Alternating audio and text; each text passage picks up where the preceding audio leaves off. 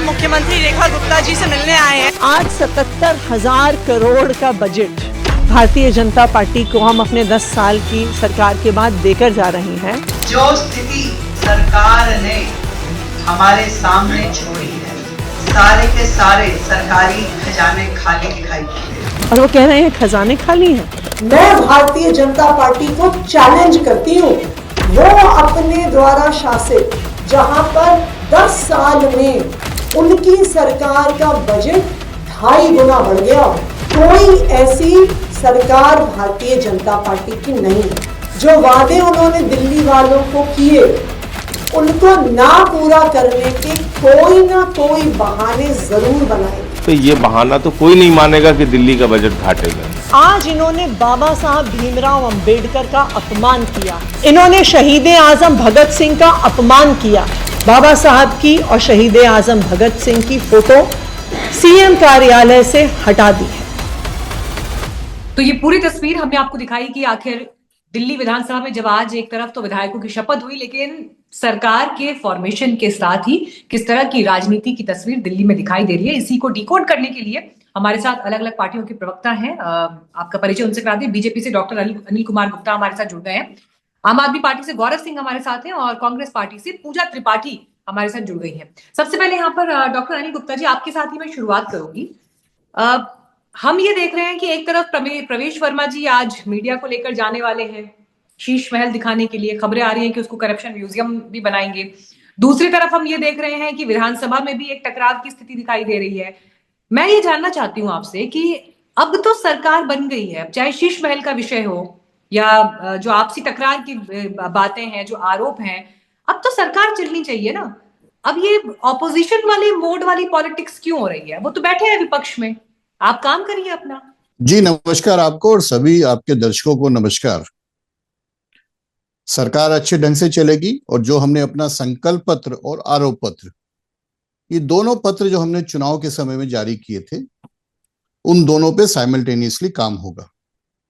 Already जो हमारे संकल्प पत्र के जो विषय रहे हैं, आयुष्मान योजना रही है, मां यमुना की सफाई रही है, महिलाओं का रहा है और सीएजी की रिपोर्ट रही है, वो लागू हो गए हैं। और आप देखेंगे जैसे जैसे सरकार बढ़ेगी, हमारे संकल्प पत्र के सभी विषय दिल्ली की भलाई के लिए, और हम कृत संकल्प हैं कि दिल्ली को एक विकसित राज्य बनाने के लिए। जिस तरीके से 10 साल दिल्ली बेहाल हुई, अब समय है दिल्ली को एक राष्ट्रीय राजधानी के रूप में जो गौरव पहले प्राप्त था वो पुनः लौटाने के लिए। साथ ही साथ हमने कहा था कि हम जीरो टॉलरेंस पे काम करेंगे। हमने आरोप पत्र भी कहा अपना जारी किया था चुनाव के समय में, और दिल्ली की जनता ने हमें मैंडेट दोनों पे दी है, चाहे हमारा संकल्प पत्र हो, आरोप पत्र। 10 साल में अगर जो घोटाले हुए हैं उनकी जांच भी होगी, और शीश महल एक बड़ा घोटाला है। हमने पहले ही तय कर दिया था कि भाजपा सरकार आने के बाद जो भाजपा की तरफ से मुख्यमंत्री होंगी या होंगे, उस समय हमने कहा था वो इस शीश महल में नहीं रहेंगी, ये दिल्ली की जनता को समर्पित किया जाएगा। तो डेफिनेटली अब प्रवेश वर्मा जी हमारे पीडब्ल्यूडी मिनिस्टर्स हैं, ये एक चीज तो तय है कि उस शीश महल में मुख्यमंत्री निवास नहीं करेगा। अब उसमें किस तरीके से उसको दिल्ली की भलाई के लिए उसको इस्तेमाल एक बार मेरी बात पूरी हो जाने दीजिए जी सर। इसी पॉइंट पे मैं चाह रही हूँ, क्योंकि ये नैरेटिव तो ऑलरेडी बहुत जगह डिस्कस भी हो गया ना, हम पिन पॉइंटेड बात करेंगे तो थोड़ा सा और क्लैरिटी के साथ बात होगी। मैं ये समझना चाह रही हूँ आपसे, पीडब्ल्यूडी मिनिस्टर की प्रायोरिटी, उनकी प्राथमिकता क्या होगी? जैसे ही वो गद्दी पर आए हैं, जैसे ही उनको पद मिला है, जैसे ही उनको जिम्मेदारी मिली है, तो उसके बाद क्या पहला काम उनका ये होगा कि वो शीश महल में मीडिया को एक टूर कराएं? सरकार आपकी बन चुकी है, आपको मैंडेट मिल चुका है काम करने के लिए, लेकिन अगर उन्हीं आरोपों को, जो आप कह रहे हैं आरोप पत्र थे, वो जनता ने एक स्तर पर उनको सही माना होगा, इसीलिए तो आपको गद्दी और जिम्मेदारी सौंपी है ना। तो फिर अब उसको वापस प्रूव करना है, उसको उसका ढिंडोरा पीटना है, उसको दुनिया को दिखाना है, उसको पिक्चराइज करना है, उसकी डॉक्यूमेंट्री बनानी है, उसको शूट करना है। प्राथमिकता क्या होनी चाहिए पीडब्ल्यूडी मंत्री की? शायद आपने प्रवेश वर्मा जी की पिछले कई दिन पुरानी गतिविधियां नहीं देखी। वो रोजाना दिल्ली की सड़कों पे निकल रहे हैं, कल भी भैरव मार्ग में थे। दिल्ली की सारी सड़कें दुरुस्त हो जाएं, ऑलरेडी पीडब्ल्यूडी के अधिकारियों से मंत्री, और रोजाना सड़क पे हैं। वो बहुत ही जुझारू नेता हैं वो, आप देखिए आज भी वो सड़कों पे रहेंगे, पर सड़कों पे साथ में रहने के लिए दिल्ली की जो सड़कें हैं वो दुरुस्त हो, पीडब्ल्यूडी के जो प्रोजेक्ट्स हैं, जो ऑनगोइंग प्रोजेक्ट्स हैं, वो जल्दी समय पे पूरे हों, अगर आप उनकी पिछले कई दिन की एक्टिविटीज देखेंगे तो उसी पे काम कर रहे हैं। प्रायोरिटी दिल्ली को विकसित बनाने की है, पर साथ में ये नहीं भूलना चाहिए जो 10 साल में जो भ्रष्टाचार हुए हैं वो कहीं ना कहीं पब्लिक को दिखाने हैं। ठीक है, अगर आपको लगता है कि हम वो भ्रष्टाचार हम नहीं दिखाएं तो ये ठीक नहीं है। चलिए ये पता गौरव होना जी को चाहिए। स्क्रीन पर लेकर आइए। ठीक है गौरव सिंह जी, आपने अनिल जी की बात यहाँ पर कंप्लीटली सुनी। वो कह रहे हैं कि हम तो इस प्रॉमिस के साथ आए थे, चाहे आरोप पत्र हो, घोषणा पत्र हो। आरोप पत्र है तो उसको भी जनता के बीच लेके जाएंगे, उसकी तस्वीरें दिखाएंगे, सच लाएंगे देश के सामने, दिल्ली की जनता के सामने, और संकल्प पत्र निभाएंगे। अब मुझे बताइए कि जब हम ये तस्वीर इस वक्त देश के सामने देख रहे हैं, कोई घबराहट हो रही है आपको कि अब जब शीश महल के अंदर की तस्वीरें आएंगी, मीडिया टूर होगा बकायदा, अभी तक जो लोगों ने सुना था पर्दे ऐसे हैं, टाइल्स ऐसी हैं, गद्दे ऐसे हैं, बेड ऐसा है, सोफा ऐसा है, अब वो बकायदा शूट होकर मेरे को लगता है आज शाम ही प्राइम टाइम से चलना भी शुरू हो जाएगा। घबराहट हो रही है क्या थोड़ी बहुत? मीनाक्षी जी सबसे पहले आपको नमस्कार। आप देखिए कि ये शीश महल का मुद्दा आज पहली बार भाजपा नहीं उठा रही है। जब से चुनाव शुरुआत हुई, एक तरफ जहां हम स्कूल की बात कर रहे थे, हम अस्पताल की बात कर रहे थे, ये लगातार शीश महल चला रहे थे। आप खुद देखो कि कौन सा शीश महल का ऐसा पार्ट है, उस घर का कौन सा ऐसा हिस्सा है जो आपने नहीं देखा है। उसके वीडियो बना बना के उसके मॉडल तक बीजेपी ने पूरे लोगों को दिखा रखे हैं, दिल्ली के लोगों को दिखा रखे हैं, देश के लोगों को दिखा रखे हैं। तो आज ऐसा कौन सा स्पेशल चीज है जो जाके उसमें वो दिखा देंगे। आपको ध्यान हो, चुनाव से 10 दिन पहले सौरभ भारद्वाज जी और संजय सिंह जी पूरी मीडिया को लेके जाना चाहते थे उसी घर के अंदर। तब तो इन लोगों ने उसमें ताला मार के और चाबी लेके, कोई जेई पता नहीं कौन भाग गया, तब तो मीडिया को एंट्री नहीं दी। तो आज ऐसा कौन सी खास बात है जो उसमें मीडिया को ले जाके ये उसमें दिखा देंगे। अब मैं आपको मेन मुद्दे की तरफ लेके आना चाहता हूँ। मुद्दा ये है कि इनको काम नहीं करने हैं, इनके पास विजन नहीं है, इनके पास बताने के लिए या करने के लिए कुछ है नहीं दिल्ली के अंदर। आप सोचो, मैं एक आपको उदाहरण देता हूं। कल प्रवेश वर्मा जी सड़कों के निरीक्षण करने के लिए गए हुए थे, तो वहां पे उनके साथ पीडब्ल्यूडी सेक्रेटरी नहीं था। आप सोचो, जब कोई मंत्री सड़क की विजिट पे जाता है उसके साथ सेक्रेटरी होता है। तो फोटो सेशन चल रहा है, फोटो सेशन ही सारी जगह दिखाई दे रहा है, और आज जाके वो बहुत सारी मीडिया के सामने फिर से फोटो सेशन करेंगे। जब एक सरकार बनती है, 48 सीटों के साथ दिल्ली के लोगों ने आपको चुन के भेजा है, लोग अपना विजन बताते हैं कि अब हम अगले ये काम करेंगे, ये काम करेंगे, ये काम करेंगे। आप सोचो, प्रधानमंत्री ने द्वारका के अंदर पूरी मीडिया पे लाइव चला था, आपके चैनल ने भी चलाया होगा, सारी जगह उन्होंने कहा था कि पहली कैबिनेट की मीटिंग में 2500 रुपए का प्रस्ताव पास किया जाएगा। और उसके बाद पहली कैबिनेट की मीटिंग हो गई, किसी प्रस्ताव का जिक्र नहीं है, किसी का कुछ अता पता नहीं है। तो इन लोगों को काम करने में कोई इंटरेस्ट नहीं है, कुछ भी बोल के निकल जाते हैं। ये बड़ा आरोप है आपका। अनिल जी, इस पर जवाब दीजिए। 2600 करोड़ का आप कह रहे हैं कि पिछली वाली सरकार जो है इतना कर्जा छोड़कर चली गई है, शराब घोटाला हुआ, इतने डेफिसिट में, और एक सेकंड सर, इतने डेफिसिट में है, सरकारी खजाने का नुकसान हो गया। अनिल जी, तो अब ये बात आ गई है, तो इसका मतलब क्या दिल्ली की महिलाएं भूल जाएं कि 2500 रुपए उनके खाते में जाएंगे एज सुन एज पॉसिबल? देखिए, इसमें कोई दो राय नहीं है। मुख्यमंत्री जी ने बोला है, और हम पहले भी चुनाव में बोलते रहे, जब पहले फाइनेंस सेक्रेटरी से रिपोर्ट आई थी कि 31 सालों में पहली बार हुआ है कि रेवेन्यू डेफिसिट दिल्ली सरकार का बजट हो, यानी कि फाइनेंशियल को बुरा आम आदमी पार्टी सरकार ने 10 साल में तितर बितर किया। तो ये बात दूसरा आपने चुनाव से पहले कहते अगर फायदे का बजट होगा तब हम 2500 देंगे, नहीं तो भाई साहब नहीं दे पाएंगे। ये आप जनता को पहले बोल देते। पहले तो कह रहे थे कि पहली आप इन्हीं से चलवा लो, इन्हीं से चलवा लो। नहीं तो अनिल जी, अब क्या होगा? महिलाएं जो है दिल्ली की, जो इस इंतजार में, इस प्रतीक्षा में थी कि सरकार ने जो वादा किया था वो पूरा होगा। आप मॉडरेट कर रही है ना, तो इनको बोलो चुप रहे। आप मेरे से पूछ रही है तो जवाब मैं दूंगा, उनको बोलो आप चुप रहे। जब उनकी बारी थी मैं नहीं बोला था। ऐसे शो नहीं होता, मैं बोल रहा था, जवाब दे रहा था। नहीं, मैं जवाब दूंगा, उनको बोलो आप चुप रहे। आप मॉडरेट कर रहे हो तो ऐसे थोड़ी ना होता, मैं पूरा जवाब दूंगा।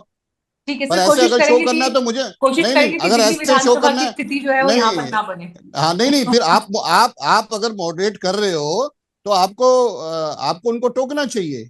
जवाब सुनने का मादा नहीं है। 10 साल में भ्रष्टाचार किया, आज उनको अरे तो आप पूछो ना सवाल मेरे से, किसने मना किया? आप 100 सवाल पूछो, आप 100 सवाल पूछो। पर अगर आपके शो में ऐसे नहीं, जो सत्ता में बैठते हैं, नहीं हम विनर में हैं, पर अगर फिर अभी भी आप ठीक है, आप उन्हीं से करा लीजिए शो। अरे विनर में हैं, पर आपने एक बार भी उनको नहीं करा। With great power comes great responsibility. जब पावर आती है, very much responsible. I am I am very much responsible and I am able to give reply to all your questions. But Okay. you have to That is perfect, you sir. have to Answer told him my not to question. you have to Delhi told की him not to महिलाओं को speak in 2500 between. रुपए कब प्राप्त होंगे sir? उसको लेकर क्या पहली कैबिनेट में तो कोई मान्य पिक्चर नहीं? मान्य जी, आप आधी सच बता रही है, ठीक नहीं है। मैं आपको भी कह रहा हूं, चलिए आप पूरा माननीय सच मुख्यमंत्री जी ने, मैं बता रहा हूं ना, माननीय मुख्यमंत्री जी ने परसों भी घोषणा की है, आज भी बोला है कि दिल्ली को महिलाओं को जो हमने वादा किया वो मिलेगा। उसकी प्रक्रिया शुरू हो गई है, ऑलरेडी अफसरों से मीटिंग हो गई है।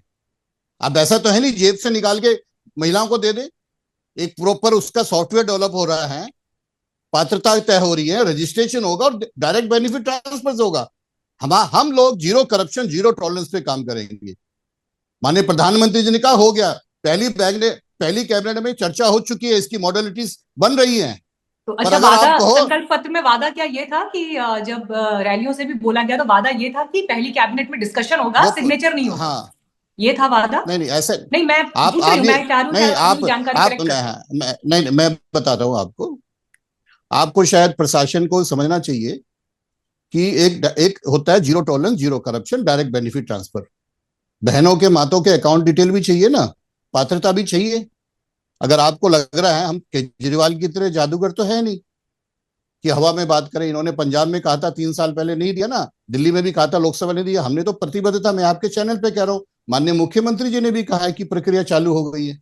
अगर आपको लगता है कि सेक्रेटरीट के बाहर लाइन लगाओ और कैश डिस्ट्रीब्यूट करो, ये तो हम नहीं करेंगे, हमारी प्रतिबद्धता डेडलाइन है। बता पाएंगे अगले 20 दिन या 2 महीने या 3 महीने, कोई डेडलाइन आप दे पाएंगे अभी?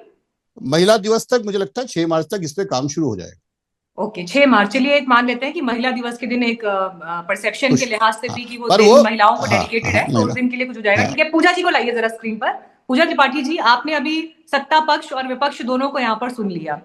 अब हालांकि दिल्ली विधानसभा में आपकी उपस्थिति नहीं है, लेकिन राष्ट्रीय पार्टी होने के नाते भी और दिल्ली में एक लंबे समय सर्व करने के नाते भी जो बातें अभी सत्ता पक्ष की तरफ से हो रही हैं, आपको यकीन हो रहा है उस पर, उन वादों पर, डेडलाइन पर?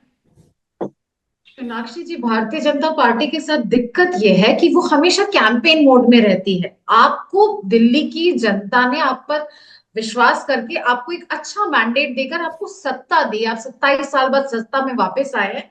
द्वारका में प्रधानमंत्री जी ने अपने भाषण के 37वें मिनट पे कहा था कि हम पहली कैबिनेट में महिलाओं को पैसा देंगे। आपने सिंबॉलिज्म बहुत किया, शोषा किया, यमुना आरती हो रही है पहले दिन, महिला मुख्यमंत्री मिल रही हैं, लेकिन महिलाओं को आप अभी प्रशासन की बात कर रहे थे तो आपको ये अनाउंस करना चाहिए था, उसके बाद आपकी प्रशासनिक फॉर्मेलिटी स्टार्ट होती। पर दिल्ली की जनता दिल्ली की महिलाएं 2500 रुपए का इंतजार करती रह गई, लेकिन शोषा में कोई कमी नहीं आई। शीश महल जाया जाएगा, सीएजी की बात की जाएगी, ये बात कोई नहीं कहेगा कि लड़की, जिस तरह महाराष्ट्र में उन्होंने लड़की बहन योजना का बहुत प्रचार करके उसके कंधे पर बैठकर ये लोगों ने सत्ता प्राप्त की थी, और अब सत्ता में आते ही 9 लाख लोगों को विड्रॉ कर लिया लड़की बहन से। उत्तर प्रदेश में 2022 में होली और दिवाली के दिन 500 रुपए में सिलेंडर देने की घोषणा की थी। 22, 23, 24 और 25 में हम बैठे हैं, आज तक सिलेंडर नहीं मिला। तो ये भारतीय जनता पार्टी, इन्होंने मध्य प्रदेश में गेहूं की खरीद मूल्य को 1250 से 2700 करने को किया था, और धान को कहा था 3100 रुपए के।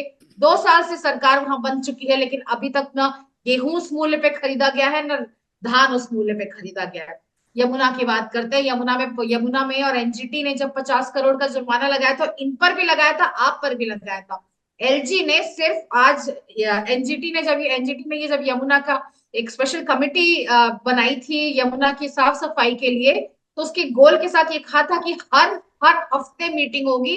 इस पूरे 1 साल के घटनाक्रम में एलजी ने सिर्फ 2 बार मीटिंग अटेंड की थी। तो भारतीय जनता पार्टी सिंबॉलिज्म तो बहुत करेगी कि हम महिला का वंदन करते हैं, ये करते हैं, अभिनंदन करते हैं, पर महिलाओं को उनका हक देने के नाम पर आप सत्ता में आ चुकी हैं, आप बंद करिए शोषा, ये बंद करिए ये प्रोपेगेंडा। मुझे बताइए, आपकी नजर में जो शीश महल की जो विजिट आज प्रवेश वर्मा जी कराने वाले हैं, वो एक सही कदम है, किया जाना चाहिए? शीश महल के नाम पर ही तो दिल्ली की जनता ने, आपने केजरीवाल पर भ्रष्टाचार का आरोप लगाया, जो कि बिल्कुल सही था, बिल्कुल बुनियादी आरोप था, चाहे लिकर स्कैम हो चाहे शीश महल हो। आप पर जनता ने करप्शन के ऊपर वोट देकर आपको बिठा दिया है सत्ता में। आप उनको जाके पहले झकझोड़िए और बताइए कि आप मुख्यमंत्री बन चुकी है, आप पीडब्ल्यूडी मिनिस्टर है, सर दिल्ली की हालत खराब है, चाहे सड़कों की हालत खराब हो, चाहे वेस्ट सॉलिड वेस्ट मैनेजमेंट हो, चाहे यमुना हो, इन सब पे बात नहीं है, विजन पे बात नहीं है, प्रदूषण पे बात नहीं है। बात करेंगे शीश महल की टूर के ले जाने की। अरे भैया, प्रचार का दिन खत्म हो चुका है, लोगों ने आपको वोट दे दिया, आप सत्ता में है, अब जाके आप काम ठीक है, करिए जो करना बहुत है। सारे आरोप आ गए। अनिल जी जवाब दीजिए, फिर उसके बाद मैं गौरव सिंह जी के पास जाऊंगी। आप लोग ना बड़ा कैंपेन मोड में रहते हैं। बेशक वो अब 26 साल की ट्रेनिंग थी, वो ऑपोजिशन वाला जो एक पॉलिटिक्स का स्टाइल होता है, सत्ता में आने के बाद भी ऐसा लग रहा है कि वो अभी वो कंटिन्यू कर रहा है, मोमेंटम वो चल रहा है। तो विपक्ष आपके ऊपर ये आरोप लगा रहा है कि अब इससे कम करिए, अब काम करिए, अब जो संकल्प पत्र में बातें थी उनको अमल में लाकर दिखाइए। मुझे लगता है कांग्रेस के प्रवक्ता 10 चुनाव क्यों हारे वो आज जाहिर हो गया, क्योंकि मैडम को शायद पूरा विषय ज्ञान नहीं होता, इसलिए चैनल पे आके झूठ बोलने लगती है। एलजी साहब ने यमुना की सफाई का शुरू किया था, इसमें कोई दायरा नहीं, 1.5 साल हो गया। केजरीवाल साहब सुप्रीम कोर्ट चले गए उसके खिलाफ, और वहां स्टे मिल गया कि केजरीवाल साहब साफ करेंगे, रिकॉर्ड में है, चेक कर लीजिए। ऑलरेडी मां यमुना की आरती में सम्मिलित होके ऑलरेडी यमुना की सफाई का काम शुरू हो गया है। आयुष्मान योजना ऑलरेडी कैबिनेट ने पास कर दी है। महिला सम्मान योजना पे काम शुरू हो गया है। ऑलरेडी हमने कहा था कि जो 14 सीएजी की रिपोर्ट है वो टेबल होंगी, आप देखना वो कल टेबल होंगी। हमारे संकल्प पत्र पे एक एक करके काम शुरू हो गया है।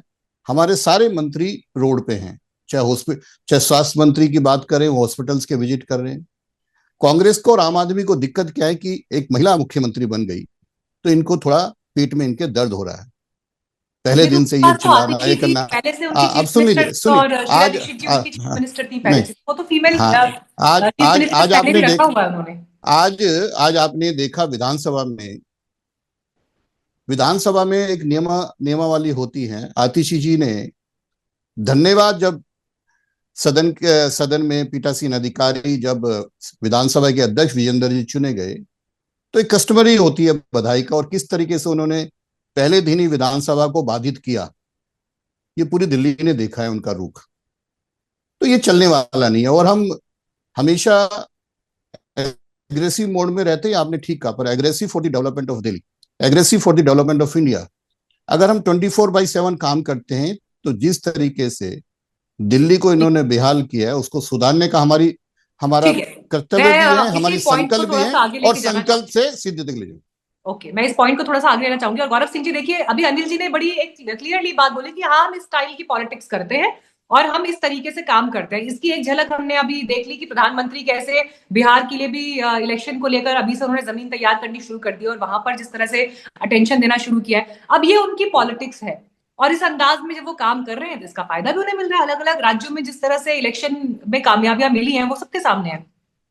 आपके पास क्या प्लान है दिल्ली में, ये बड़ा सवाल है। क्योंकि एक तरफ हम ये देख रहे हैं कि आज ही के दिन जब शपथ ग्रहण हुआ, जिसका जिक्र भी अनिल जी ने भी किया, कि एक होता है ना, ठीक है, एक म्यूचुअल तरीके से आप मिलते हैं, बात करते हैं, वो लोकतंत्र की खूबसूरती भी है। ठीक है, आप साल के बाकी दिन पॉलिटिक्स करिए, लेकिन जिस दिन एक मैसेजिंग करने की बात है उस दिन थोड़ा सा एक सौहार्दपूर्ण रवैया दिखाई देना चाहिए, चाहे पक्ष की तरफ से हो चाहे विपक्ष की तरफ से हो। अब सवाल यह है, आज के दिन में भी आप लोगों के नेता जो है वहां पर ये कह रहे हैं कि देखिए जी, भगत सिंह की तस्वीर हटा दी, बाबा साहब अंबेडकर की तस्वीर हटा दी। मुझे ये बताइए, आप इकबाल पे बात करते हैं, क्या इस देश में कोई भी पॉलिटिकल पार्टी जो सत्ता में दफ्तर में जब आप पहले दिन अपने घर में घुसेगी, क्या आपको लगता है वाकई कि किसी के अंदर ये हिम्मत है कि बाबा साहब की या भगत सिंह की तस्वीर वो हटा सकते हैं?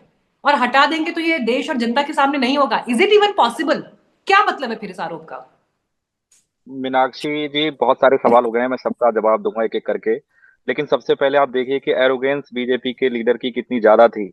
आपने 2-3 क्रॉस क्वेश्चन पूछ लिए तो वो एकदम से सो छोड़ के जाने की धमकी देने लगे। ये वही पार्टी है जिसके प्रधानमंत्री ने आज तक प्रधानमंत्री बनने के बाद कभी प्रेस कॉन्फ्रेंस नहीं करी। इनको हमेशा मीडिया के सामने आने से डर लगता है। ये स्क्रिप्टेड इंटरव्यूज दे सकते हैं, ये बड़े बड़े यूट्यूब वीडियोज बना सकते हैं, लेकिन आप इनसे क्रॉस क्वेश्चन पूछ लो तो इनके पारे चढ़ जाते हैं। तो कोई नई बात नहीं है। अब मैं दूसरी चीज पे आता हूँ कि देखिए, जैसे आपने कहा कि विजन क्या है पार्टी का, खाली फोटोग्राफी करनी है, खाली प्रोपेगेंडा करना है, या इनका काम करने की भी इच्छा है। इन्होंने कहा कि कैबिनेट में चर्चा हुई थी और पैसे कोई लाइन लगा के थोड़ी ना बांट सकते हैं। आपको ध्यान हो, प्रवेश वर्मा जी लाइन लगा के पैसे बांट रहे थे, आचार संहिता लगी हुई थी, चुनाव आयोग भी देख रहा था और दिल्ली पुलिस भी देख रही थी। तब तो इनको कोई नियम पास करने की जरूरत नहीं पड़ी। प्रवेश वर्मा जी ने लाइन लगा के सारी महिलाओं को बांटे थे दिल्ली में 1100 रुपए, और ये कहा था अगले महीने अगली किस्त भी आएगी। महिलाएं तो इंतजार कर रही हैं, अगले महीने की किस्त अभी आई नहीं नई दिल्ली की महिलाओं की। तो कैबिनेट में कोई डिसीजन जब पास हो जाता है उसके बाद ये लोग सरकार में 27 साल से नहीं है, हम लोग सरकार में थे, हम इनको थोड़ा सा बता देंगे अगर ये हमसे डिस्कस करेंगे। आपको सबसे पहले कैबिनेट में ही पास करना पड़ता है, उसके बाद सारे रूल्स रेगुलेशन बनते हैं और फिर सरकार के सारे अफसर उसमें लग के लोगों को दिलवा देते हैं। और जो आपने आखिरी सवाल पूछा ये अंबेडकर की तस्वीर वाला, पहले दिन ही दफ्तर में, हम भी किसी टाइम में इसी सचिवालय में पहले दिन दफ्तर पे गए थे, वहां का स्टाफ पूछता है कि आपको कौन सी तस्वीर रखनी है, आपको कौन सी टेबल रखनी है, उसके फोटो मौजूद हैं। ऐसा नहीं है कि कोई अब कोई बर्बल नहीं बच गया है, अब तो सारी चीजों के सबूत होते हैं, अब तो सारी चीजें पब्लिक डोमेन में होती हैं हर चीज का। जैसे ये केजरीवाल जी के घर का फोटो दिखा रहे हैं, फोटो वीडियो, ऐसे ही मुख्यमंत्री जी के दफ्तर के फोटो मौजूद है, वीडियो मौजूद है, रोज मीडिया जा रहा है आजकल, तो वहां पे आप देख लो। वहीं कल परसों के जो फोटो थे उनमें सब में अंबेडकर जी की फोटो आ रही है उनके पीछे, मुख्यमंत्री के पीछे, और आज उन्होंने अंबेडकर जी की फोटो हटा के मोदी जी की फोटो लगा दी।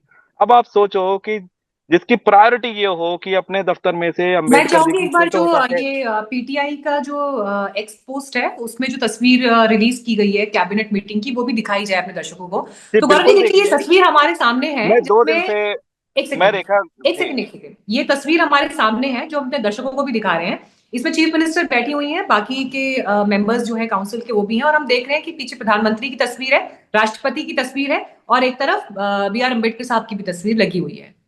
तो फिर आपत्ति किस बात नहीं पर? नहीं, बी आर मुझे दिख अम्बेडकर रहा की है इस तस्वीर फोटो में। जो प्राइमरी फोटो थी, मैंने भी एनआई पे चेक किया था, उसमें एक तरफ मोदी जी की फोटो है, एक तरफ राष्ट्रपति की फोटो है, और बीच में महात्मा गांधी की फोटो थी।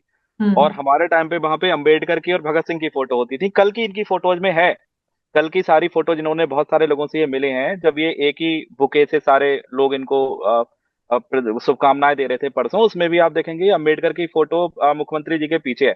खैर देखिए, ये महत्वपूर्ण मुद्दा नहीं, नहीं है। लेकिन मैं ये देख अंबेडकर रही हूँ का कि अम्बेडकर सम्मान साहब देने की के, तस्वीर वहां लगी हुई है। मैं ये पूछना चाह रही हूँ कि आपने उस एक तस्वीर के आधार पर उन पर यह आरोप लगा दिया कि वो दलित विरोधी है।